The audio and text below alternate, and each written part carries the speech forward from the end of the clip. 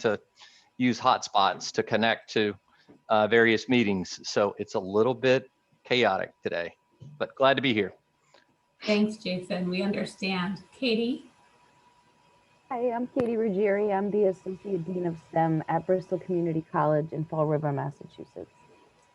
Welcome, Katie. I think this is your first STEM Connector event, so we're happy to have you here. It is. Thank you. Jen? Hey guys, I'm Jennifer Kolb. I'm our VP of Business Development at Tallo, and we work to connect K-12, post-secondary to employer institutions, and business and industry. Thank you. Ivana?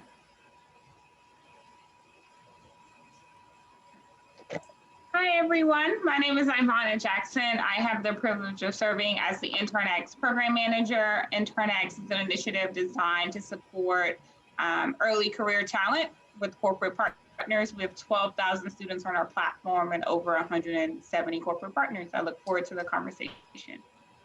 Thank you. Deb?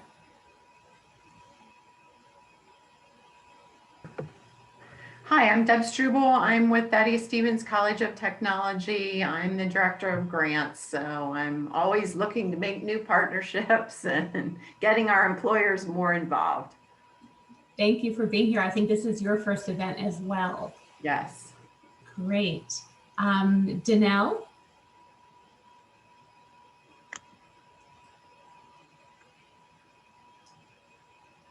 Okay, we can come back, but Jason? Hi everyone, my name is Jason Kennedy. I am the supervisor for the Makerspace program at Moreno Valley College in California. Great to see you. Okay, that is everyone. Okay, well, thank you, Amy. And hi, everybody. As Amy said, my name is Beth Broome. And there's a couple things I want to talk about just to get the conversation starting. So in my role at UC Davis, I lead the STEM strategies team. And our work centers around creating opportunities and advancing efforts to engage business, industry, and regional stakeholders in supporting equity-driven STEM initiatives across the university. And we accomplish this by leveraging the university's assets to build high-quality partnerships that are mutually beneficial for both the institutions and, most importantly, for our students. We work closely with the Sacramento 6-County Regional Economic Development Team to ensure that we're producing a workforce that will become the leaders in our emerging economic sectors, focusing on the strengths of our region, including human and animal health, biotechnology, sustainable agriculture, mobility, energy, fintech, and other emerging tech industries. So I'm going to briefly touch on two initiatives to really help set the stage for our talk today. The first is Aggie Launch. This is a collective of we're the UC Davis Aggies. So it's a collective of more than 20 units, colleges, and professional schools on campus. And our mission really is to act as change agents, shifting to a new definition of student success so that every UC Davis undergraduate earns their degree in a timely manner with a robust postgraduate career launch, whether that's right into graduate school and then into industry or academia or right into industry. So this really builds on two of our collective strengths at the university, one which is the importance and the value of a college degree as a vehicle for social mobility. And the second is fostering equitable opportunities tied to deliberate measures designed to increase belonging and inclusion so that all of our students, inclusive of those who identify as persons of color, first gen, women, or LGBTQIA, experience meaningful, timely, and gainful employment upon graduation. Another key initiative, and this we will position under the umbrella of Aggie Launch, is what we call our Avenue system.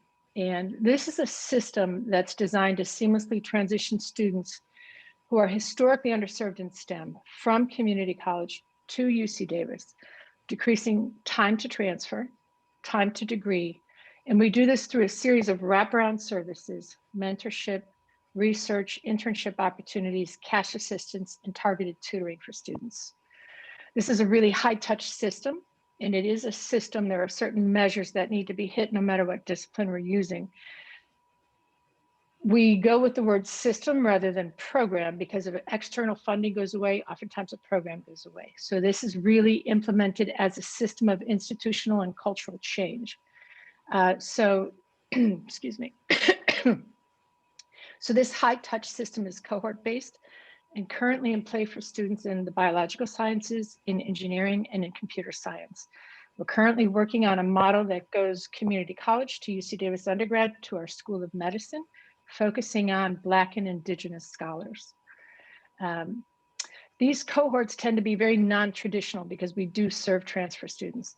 So for instance, our average age in the group, or our age range right now, is 20 years of age to 58 years of age as first-time degree seekers. So the system is heavily reliant on industry partnerships, and we make sure that they work with us to ensure that the education our students receive are inclusive of the contemporary skills necessary and the academics necessary to obtaining a position with a rate of pay that's commensurate with the degree that our students receive. One of our key industry partners in this inaugural Avenue program, which was Avenue E, the focus on engineering and computer science, is Intel. And they've been a great partner in this. And Sam Batarseh from Intel, I think, is with us. I'm on iPad, so I don't see everybody. But Sam, if you're here, would you like to say a few words? Beth, I haven't seen Sam. Okay. So he may have had to jump off. Okay, possibly. The other thing I'd like to do is Shelley Maddox, who's now with West Virginia University, and I think represented on the call somewhere today, was one of my original thought partners in this while she was at UC Davis, and I wanted to give a shout out to her on that as well. But we do have an industry advisory board that drives each of these initiatives, and it's very important that their voice is represented. So with that, what I'd like to do is just kind of open this up for discussion questions. If you'd like to just either jump in or raise your hand. And Amy, I'm going to rely on you to help me because I can only see 9 folks at a time. Absolutely, no problem at all. Yeah. And go ahead, please. Go ahead. I was just going to say one of the you go. One of the key discussion questions that we really wanted to address are taking a look at what are the things to consider when you're identifying the right entity to partner with. And I think that's a really good way to start. But go ahead, Amy. I don't know if you had something else to add. No, that's great. I was just going to encourage everyone to take themselves off of mute and to just kind of let it flow. Beth came up with these great questions just to get everyone's creative juices flowing. But as I mentioned earlier, if you have a particular question that maybe goes in a different direction, by all means. But that is a question that we hear often is, what really makes a good partner? What makes a strong partner? Which in turn turns into a relationship that sustains over time. So I don't know if anyone has any comments either about a good partner or a bad partner. Please don't name names, but just love to hear your thoughts.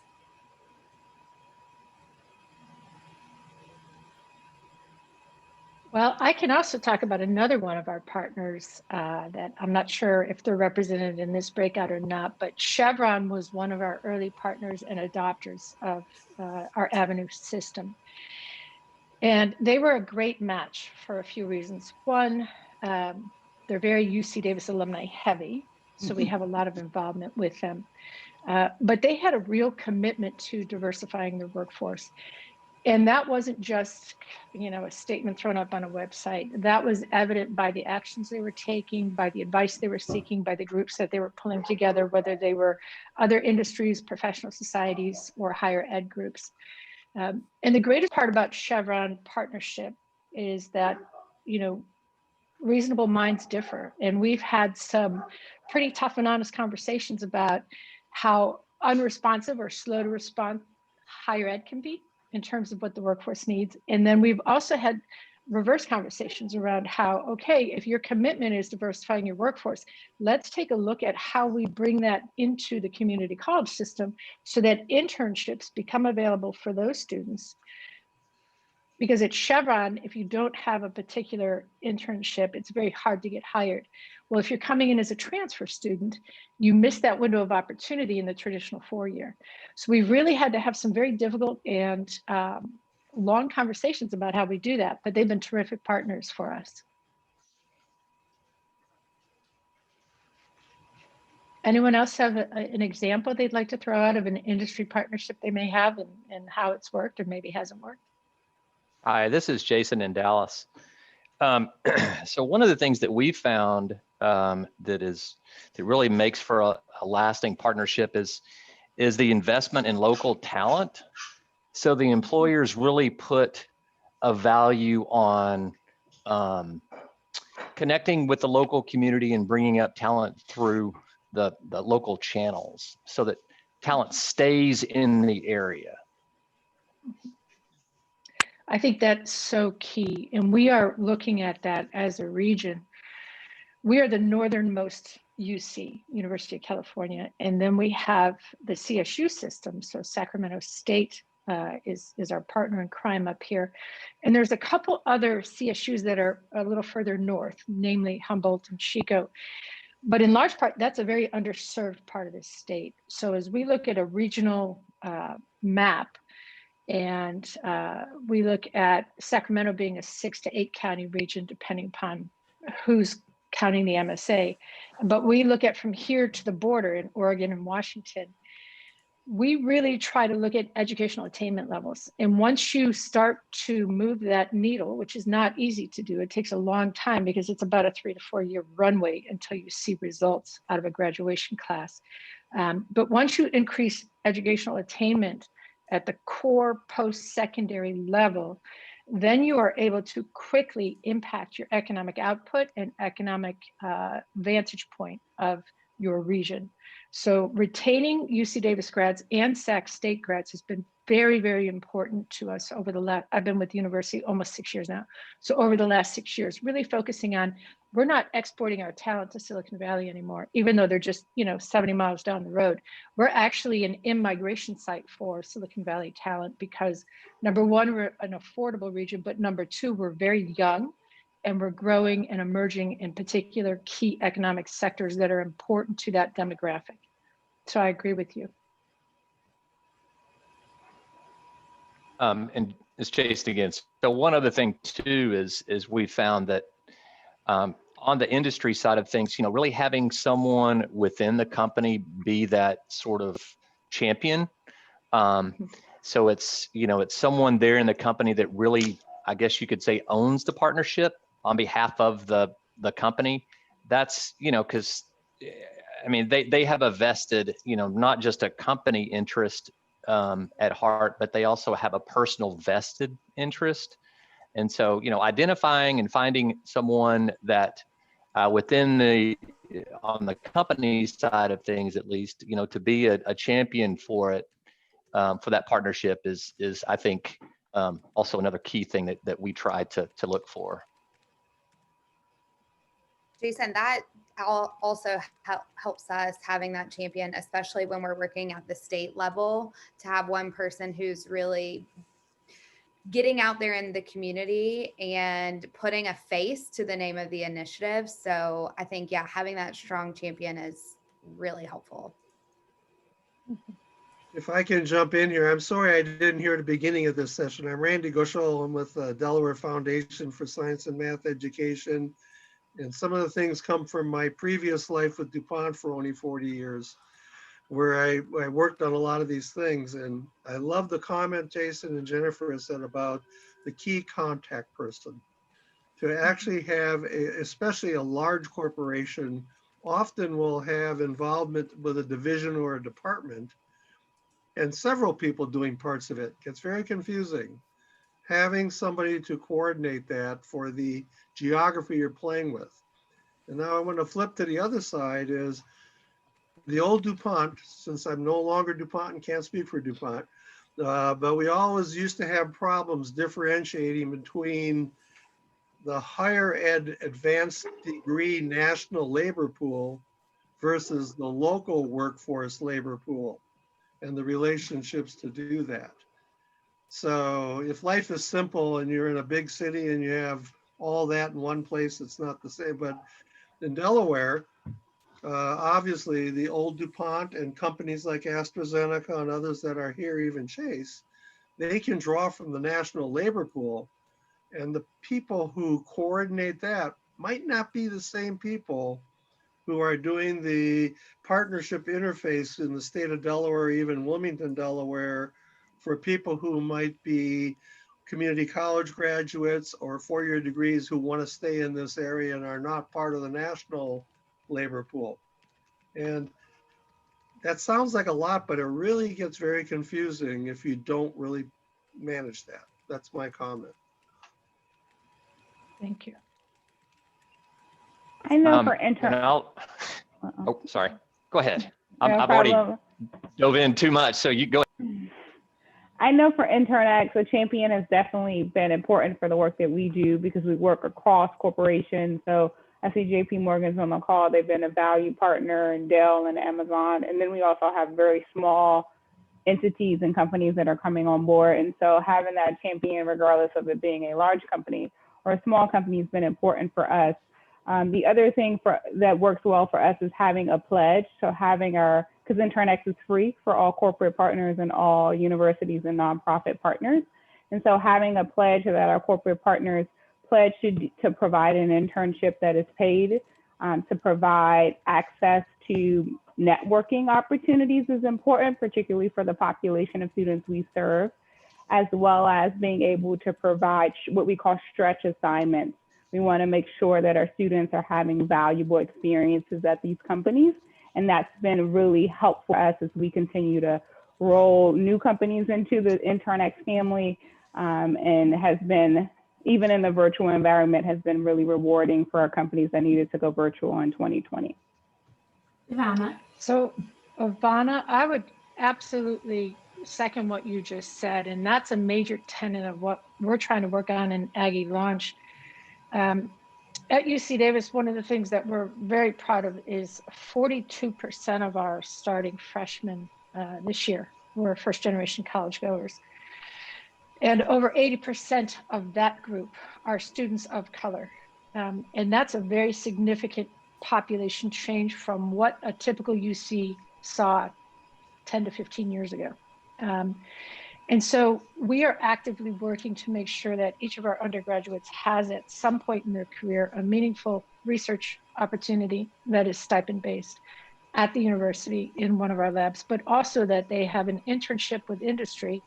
And we do ask that that be a paid internship, because research also tells us that if you're working outside of the classroom for more than 10 hours to make ends meet, that begins to negatively impact your grades. So that paid internship is a game changer for all of our students, and that is a major tenet of our Aggie Launch program. That's amazing. Ivana, I don't know if you want to just take like 30 seconds and describe Internex, just in case there are folks on the call in the group who don't know what Internex is all about. Sure. And so Internex is an initiative out of the Fund 2 Foundation. The foundation has been around for 6 years, supporting communities of color in what we call our Cradle to Greatness pipeline. Internex is one of the pipes or pillars that we've decided to focus on. So internship, mentorship, and scholarship was really important to us. As a foundation, we made a $58 million commitment to students that wanted to study STEM, rather they attended an HBCU or PWI. And so we have that scholarship already in partnership with UNCF. But as we worked on that scholarship and funded that initiative, we were concerned about where students were entering beyond just that scholarship funding. We knew we needed to do more work as a foundation. And so we launched Internex to support corporate partners with finding diverse talent very quickly. And we support universities by allowing them to onboard their students to the platform. It is free for all stakeholders, so students, corporate partners, and collaborators, so nonprofit and university partners. The goal for the foundation is to create access, and so the foundation pays for all of the support, the infrastructure, the team that supports Internex to make reality. And so we have Vista Equity is a big partner, Amazon's a partner, JPMC is a partner, Dell is a partner. Small companies like United Way is not small, but United Way is a nonprofit partner for us. National Park Service is also a partner. And so we are able to place STEM interns at different companies across the country. We also provide our students with a relocation stipend if they need to relocate. Of course, 2020 was very different, and so no one needed to relocate. But we do have funding set aside because we don't want location to be a barrier for young people if the opportunity is with the company. Thank you. That's great. Thank you. So one of the other things I wanted to talk about would be, vendors offer a range of programs, whether they're MOOCs or other type programs that allow for self-paced, instructor-led e-learning or in-person training and boot camps. What are the possible trade-offs, in your opinion, to each learning style that need to be considered in the development of both these hard and soft skills?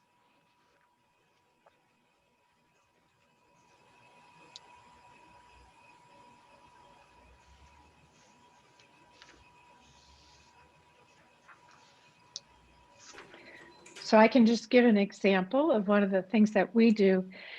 We are in the process of developing what's called Aggie Square. And that will be a build out 1.4 million square feet around a life science corridor initiative attached to our health system in Sacramento.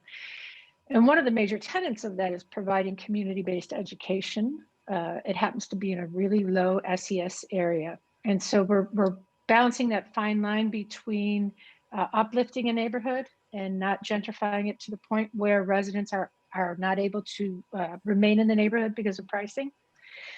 But part of our initiative is called Feeding Democracy, and that's where we have the opportunity for residents of the community to come in, and we're partnering with Alice Waters. So we'll have an Alice Waters Institute. So a lot of it will be ag-based because of where we sit, but to really come in and learn from and take advantage of some of these no-cost, self-paced or accelerated programs that are offered, and then go on to become innovators through a makerspace, an incubator, and then an accelerator, so they can launch their own career as an entrepreneur in the community.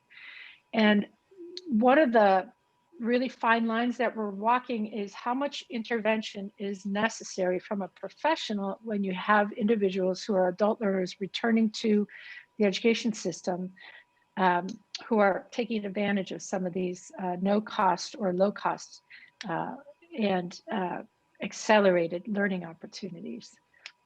I don't know if anyone has experience with that at all that they could talk about. Beth, we just started a pilot. We have 2 strategic regions right now, one in Birmingham, Alabama, and one in Detroit, Michigan.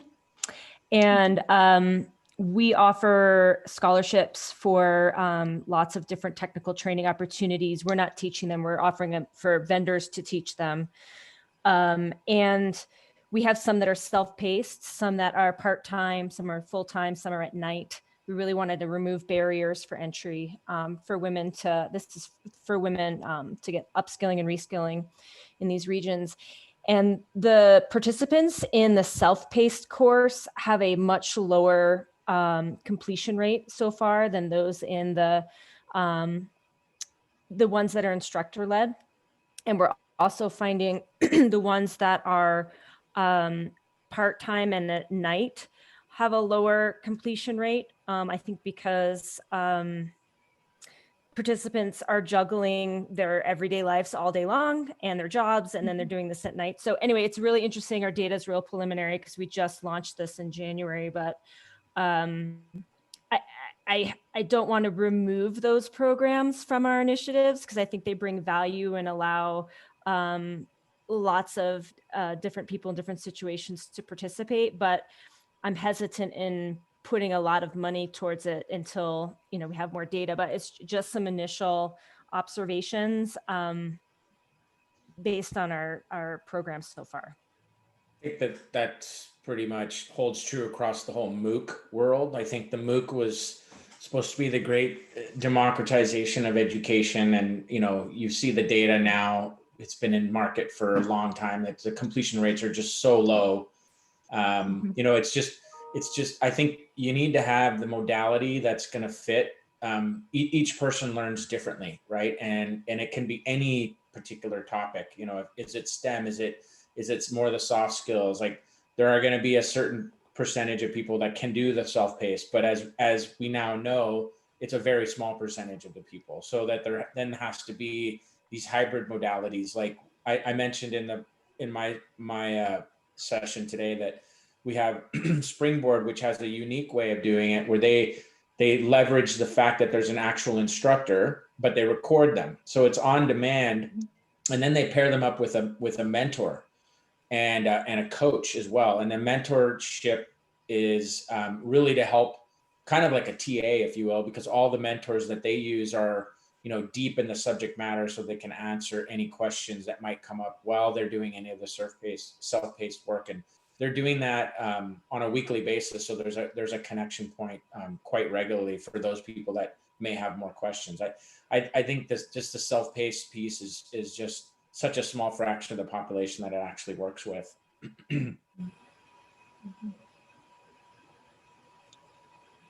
I agree with that. I think some of the programs you talked about earlier, Ed, and partners that you have, I know our Regional Economic Council up here and our Urban League and our Chamber of Commerce joined forces to put together a digital fluency and skills program.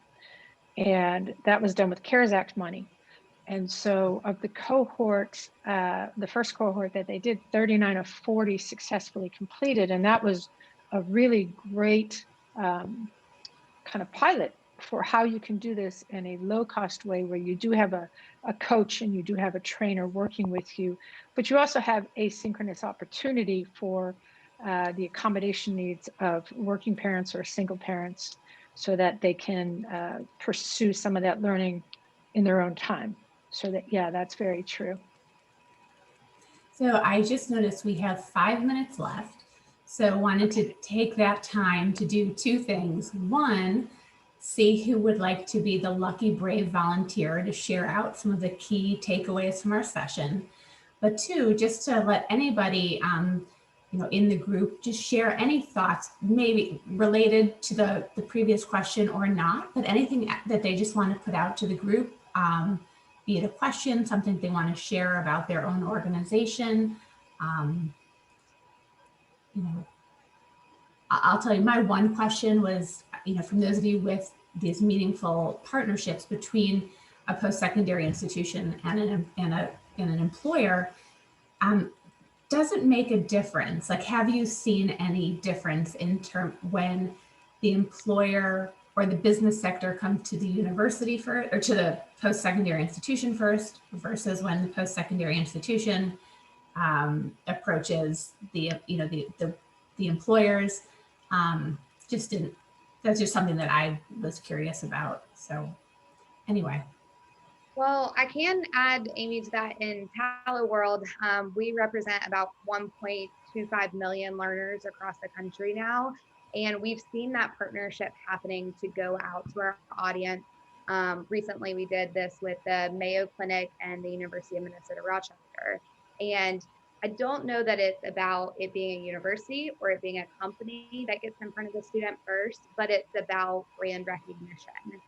So I would say whichever presence has the larger, you know, people recognize, then that's the one that you go out to that younger audience, because what we find is students often don't know what they don't know. And unless we're like making something tactile that they're using every day, they probably don't know what happens either at a university or at a college.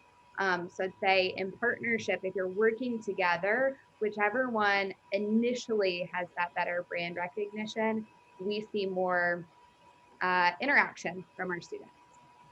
Interesting. Thank you. Thanks, Jen. All right, 2 minutes. Do we have a brave volunteer to share out?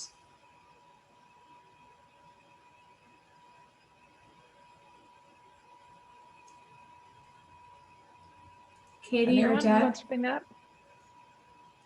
Mm-hmm. I was just going to see if you, Katie, or if either Katie or Deb had any last minute thoughts, since this is your first time joining a STEMconnector event. I'm sorry, I have 5 kids and 2 dogs behind me. That's why it's so loud here. No worries at all. No worries. That's a lot. I'm sorry. I was, from my perspective, I was just kind of taking it all in this go around. So I'm not. That's great. Yeah. No problem at all. I just wanted to make sure you felt like you had the opportunity to share. Oh, yeah. Thank you. Yeah, thanks. The only thing I would say from my perspective, our mission at Thaddeus Stevens College is to educate economically disadvantaged students. So the relationship with the instructor and the student is pretty vital. We keep our class sizes at 25 on purpose, 25 or less. Mm-hmm. Take that bonding. So yeah, a virtual, this COVID experience has been very difficult for us. Yeah, for sure. You're missing some of that, but the sessions, I liked the idea with the mentor or like a TA model, and that was helpful. Yeah. Yeah, I can imagine. Yeah, and I know a number of faculty who would be very jealous of that faculty to student ratio. You're very lucky and fortunate to do that. Absolutely. So Well, Randy, do you want to be the one who kind of? I wasn't even here for the first half of the meeting, so I wouldn't care. Okay.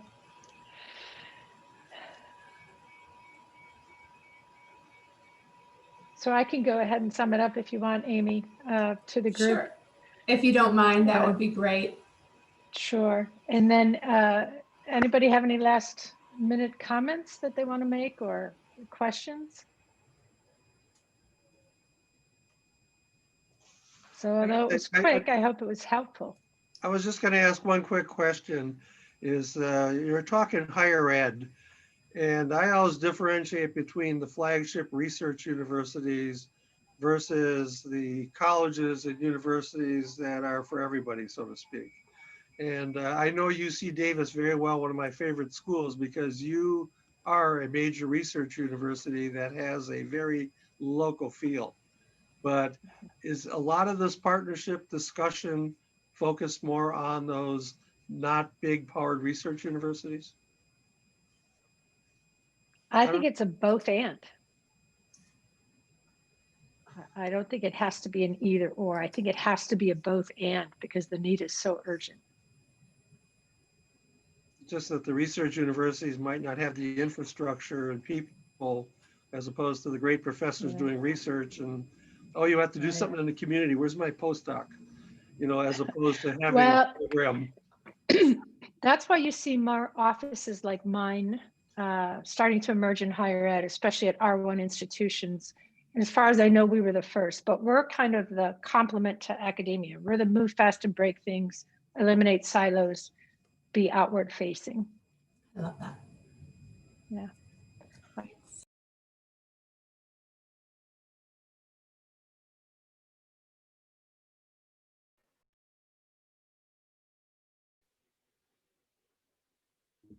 All right, welcome back.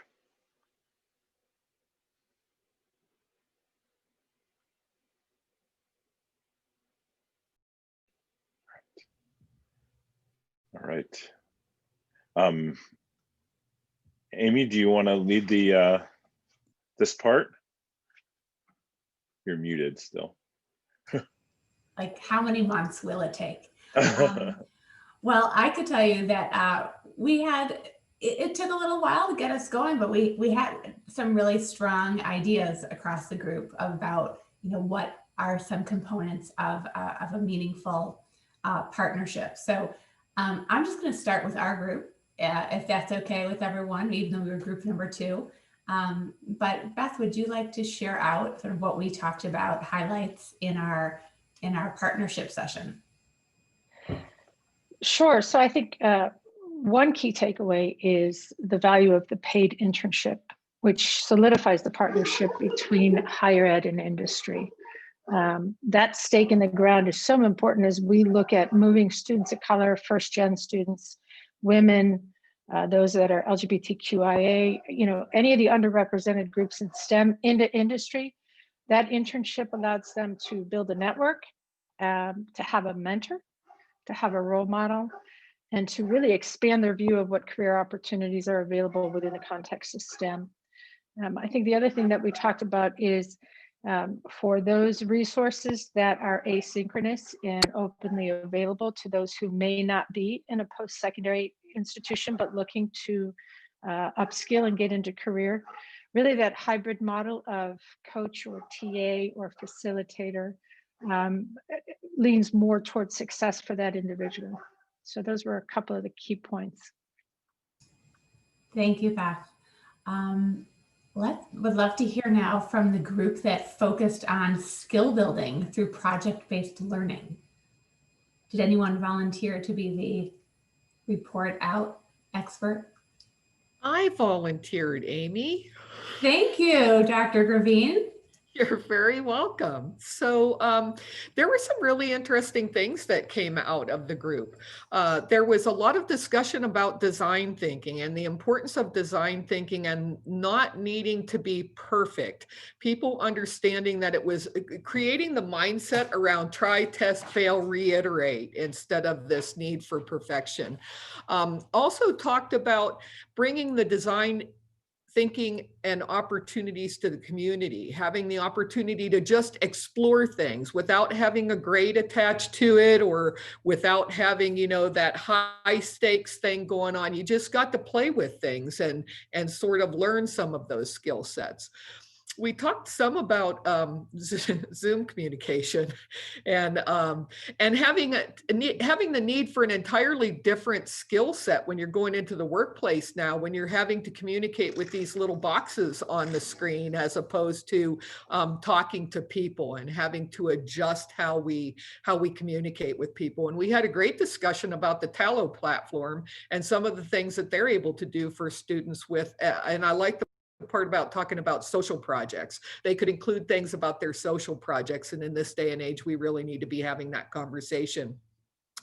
We talked about pathways and about people maybe being worried when they hear the word STEM, that that's not for them, and how project-based could help to make them feel like maybe they could do STEM kinds of things without having that STEM word associated with it. We talked about being able to bring in your personal experiences and the importance of diversity in leadership. And it was really interesting, the conversation that we had that talked about a lot of people getting jobs through networking. And if you're using networking and you're a first generation student, you don't have the same network as other people do, and how we broaden those kinds of horizons. And that project-based learning is almost sort of a leveler with bringing people in and providing some equitable opportunity to work together and get some of those experiences. Shailene brought up a book called Freedom as Development. I didn't have my screen up. I think that's who was Development as Freedom. oh, my bad. Development as Freedom. See, my dyslexia going there for a minute. So everybody was super excited about the book. We're all going to go out and get it because it was really interesting about building capacity to solve our own problems. And then we talked about the need for awareness about mentorship programs. Issue of paid versus paid internships also came up in our area, and how important it was to have that for first gen students and people of color who need to work and can't do an unpaid internship. Talked about a little bit about financial burdens, and we talked about the opportunity to work with businesses to create credentials through programs, so students would have the credentials that the businesses needed when they came out of programs. Thank you so much. Lots of overlap and yet a lot of really new, interesting ideas. I appreciate that. And then finally, our third group, led by Ted, was translating experience into cross-sector skills. So who is the lucky winner from group number 3? I think I'm gonna lead it, and then Abby, feel free to jump in.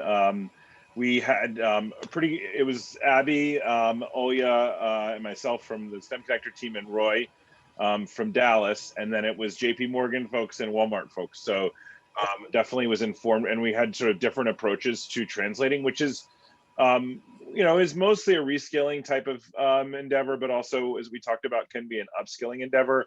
We started the conversation off sort of talking about veterans and reskilling, and Brent made the point that that he and Sarah at Walmart are talking a lot about, is this a supply side problem or more of a demand side problem? How can employers be more strategic about interpreting experiences and from especially from a veteran's background into what will be useful in the workforce, and talked about ONET as a great resource for that. I think, and also, Brent shared, his experiences, his daughter's experience, and how she's trying to move back into the workforce from a military experience, which was really interesting. The JP Morgan folks, so Carolyn, Kristen, and Ruth, helped us understand sort of this all minds wanted approach that JP Morgan Chase is taking to the tech development work that they're doing around reskilling, and that's taking folks from a non-tech background and helping them get the skills necessary to be in a technical role at the bank or the firm. And one of the things that Kristen brought up quite a bit was really important was the need for having sharing stories about the journeys that individuals have had, particularly folks from diverse backgrounds who may not see themselves as well represented in the workforce. Meeting people where they are was brought up quite a bit, and storytelling of was really critical. Just see here. We also talked about sort of the idea of sort of an upskilling piece of translating experiences. So whether you're a frontline associate at Walmart, and how do you move into different roles, particularly even technical roles? What does that look like? And what kind of, and I think the folks at JP Morgan found the same thing, was when the experience is somewhat aligned with the core business, it's true that things translate better. If the more different your last experience is than the role that you're trying to aim for, that's where, which makes sense. I think that's logical. Things are more difficult. With COVID, just in terms of response to COVID and translation, there's some discussion just around, taking stock, I think, of workforce that, is that both companies had, and sort of realizing how these individuals can really help them adapt and pivot. And Brent made the point that, man, there's not very many roles at Walmart these days that are not STEM related at some level. And so having STEM competencies is really important. And Carolyn spoke about like the Tech Connect program, which is this reskilling program, and how the pandemic really forced them into different ways of doing business, and that has been probably something that might stick with them for a while. I think Brent said they did 5 years worth of change in 2 weeks, which was at Walmart, which is pretty crazy. So, but it was a really good discussion. I think this is one, we didn't really spend as much time on women returning. I know that's of interest. So Tracy, I know, had to jump off, but I think that's something maybe we should look at next year, is returnship programs, particularly in light of what's happened. And I know I talked to the chief data officer at VMware a couple of weeks ago, who said that their numbers in tech are declining. I don't know what it's like at JP Morgan Chase, but I know this is an issue that is going to probably be something a lot of employers are looking at as well. 800,000 women left the workforce in September, 4 times the rate of men leaving. So this is an issue that I think we're going to have to figure out some on-ramps back on for women who have made the choice that they had to make to focus on being at home. Thank you, Ted.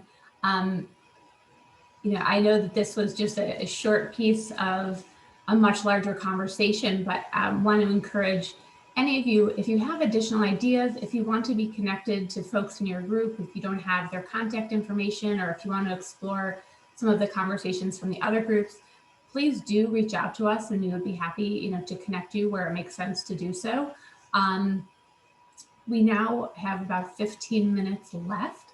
So unless anyone has any sort of final thoughts from the breakouts, that they would like to share, even if it's just an idea that you want to throw out there and let sit in everyone's brain, I welcome you to do that. But otherwise, I'll turn it over to Ted. I'm happy to turn. Is there anybody? I know we're all running from Zoom.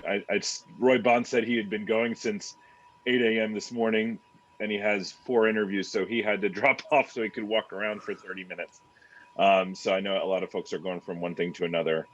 We really appreciate everybody joining us today, and I know this is not as we'd like it to be in person, but you know, it was good that we could get everybody involved. And I want to give a big shout out to the STEMconnector team, who, especially Kylie, Shalini, Abby, who did a lot of the work to make this possible.